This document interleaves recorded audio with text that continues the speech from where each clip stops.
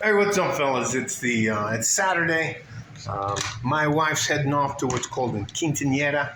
That's when a young girl is no longer treated like a girl; she's treated like a lady. I'll show you stuff out there. Had some guys come by and tell me today that they were willing to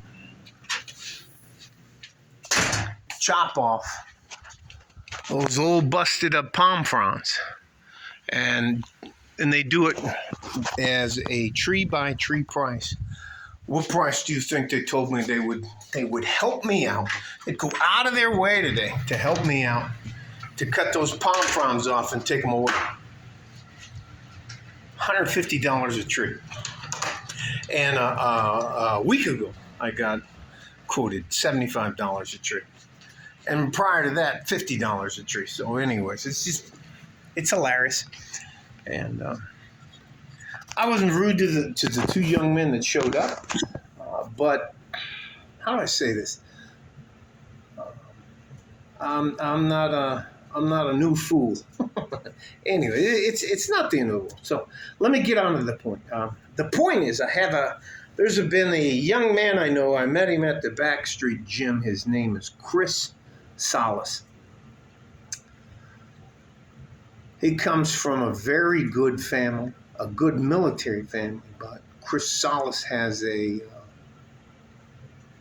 hole in his life. His brothers and his father were all Marines, do badass jobs, pilots, helicopter pilots, jet pilots, and he got kicked out of the Marine Corps because he couldn't stop smoking dope. So anyways, I meet this guy at the Backstreet Gym. We hit it off. We're having a good time. But he always has a problem. He's never worked a job. All right. The gist of this is that sometimes you just have to kick people out of your life. They're not doing anything, and they are what I consider time, money, vampires. They're vampires. They're vampires with your time. They're vampires. You know what? How do they say that? Where I want to be in a relationship with guys where we do like this. Sometimes I pay, sometimes you pay. Sometimes I do like this. With Chris Salas, never fucking pays. Never does anything. Is always there for the party. You pay and pay. It's an inverse relationship with them. So anyways, out of the blue, out of the fucking blue, get this fucking text. Hey, Frank, how you doing, man? You know, I just want you to let you know I'm struggling. By the way, Chris Salas has 3 fucking kids and 2 different wives that he's boasted to me. Let me just phone. You know, man, I just need a helping.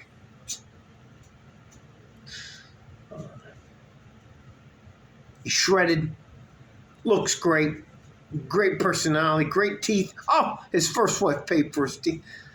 He holds himself out in the public to be a personal trainer.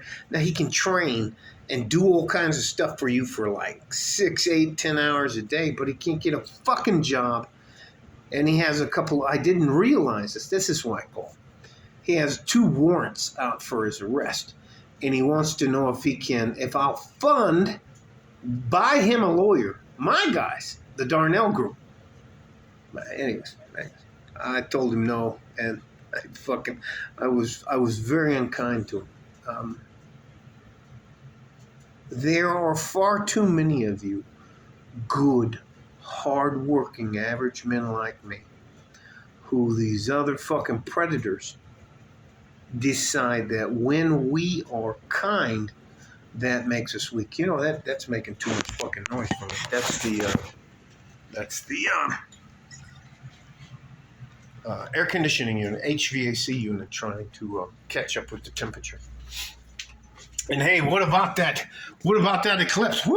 It was like a fart in a G-string. Oh, there it is. Okay, great. Okay, wow. Anyways, all that to say this, we're here in the kitchen. There's the pool. We're here in the kitchen. You can't. I think you as younger men, I don't want to see you get taken advantage of. And I think that's probably the biggest reason I do this. I've been around long enough to know what some people do to finesse you, what some people do, how people finesse you, and hey man, they're your friend and they're there for you and all this kind of stuff. And there's people that live what's called a Ponzi life, which means they insinuate themselves with you. They borrow a little bit of money, and they borrow money from you and they never pay it back, and they just move on to the next person, the next person, the next person, and they use them. Hey, just come here. At some point in time, it's okay to tell a guy, hey, motherfucker, it's your turn to buy a drink. Hey, motherfucker, I paid for lunch the last 4 times. Why don't you fucking, well, man, I'm on hard times. Hey, get a fucking job. You have the right to do that. And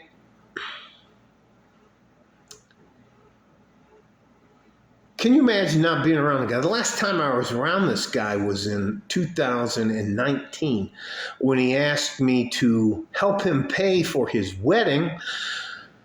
Anyway, I'll be one of his groomsmen. Anyways, boy, can't tell you, man. And here's the other thing. You have to learn this technique as a younger man. You have to be able to tell another man to his face, no, I'm not going to do that.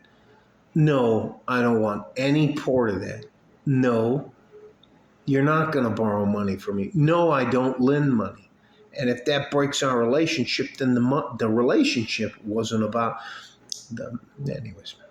The bond wasn't real. He's not part of our tribe. We don't take things from our guys in our tribe. We don't take things from the MGTOW people. They've already been fucked over. Anyways. Can you imagine the balls on somebody to come back? What was it? 3-4 years later and say, hey man, I got a couple of outstanding warrants for not paying child support for his fucking kids.